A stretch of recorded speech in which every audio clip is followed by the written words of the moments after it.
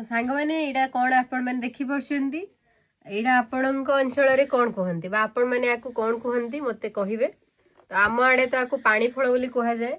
आउ कई जने भाई मते एटा आनिके देइथिले बहुत सारा देइथिले तो मु आकू खाइथिली। आउ खाइला परे मु भाबिथिली आपण मानकू भी वीडियो माध्यम रे शेयर करी। तो से आज भिडटा बनाऊँगी ताको केमती खाइबे फास्ट तो मुझे एमती कामुड़ी ही काढ़ी जेहेतु आपण मानकू देखैबी कौन भाविबे आपण माने से मुझे काटिबी।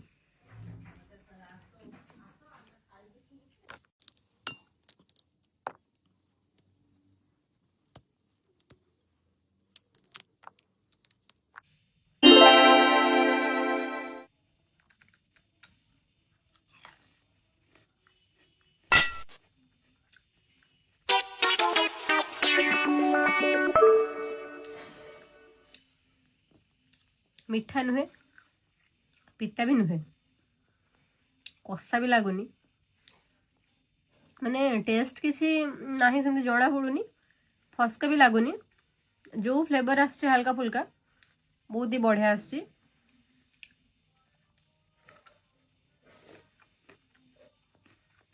भल लगुच बस भल ही लगुच आहरी एत सारा अच्छे मो पाखे